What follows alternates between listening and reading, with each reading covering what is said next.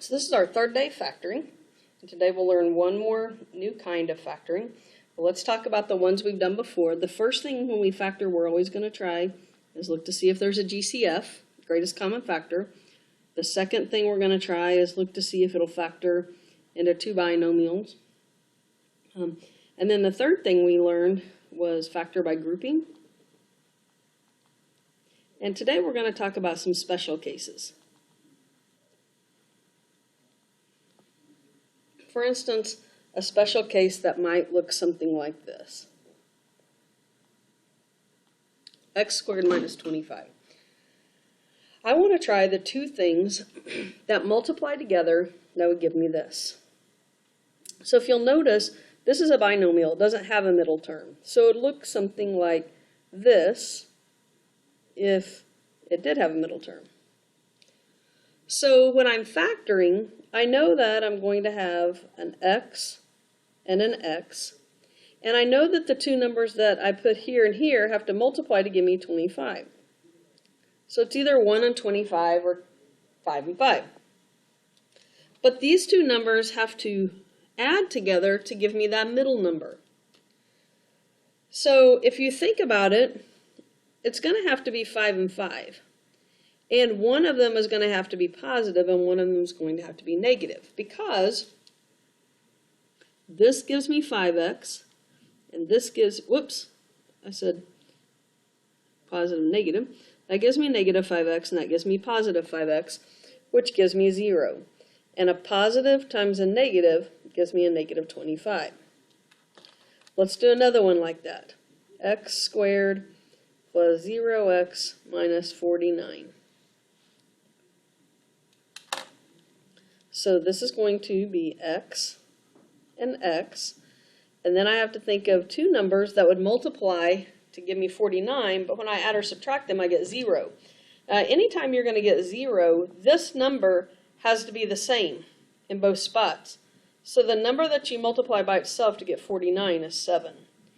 And in order for them to cancel out, one of them has to be positive and one of them has to be negative. This is a special case. If you notice, this term is always something squared. Happened on both problems. This last number is also something squared. And then each one of them had a minus in front of that number that's squared. So let's come up with one that's like that. Let's do x squared minus 16. Some of you may recognize that one from the pretest. So this one is going to factor as a special case because this is something squared. The thing you square is x. This is something squared. The thing you square is 4. So I would get plus 4 and minus 4. If you can't think of if this number is a perfect square, you can find the square root button on your calculator and put that number under it and it'll tell you if it's a perfect square. So what about this one? 25x squared minus 81. So I have to decide, is this a special case? Is this something squared and is this something squared? And it is. This just happens to be the square of 5x. And this just happens to be the square of 9. So when I factor, I'm going to have 5x and 5x and plus 9 and minus 9. So that's the special case. Notice I have a square and a square. And what's the sign in between? Subtract. So that's why this one is the special case called the difference of two squares. Because we have a square that we're subtracting.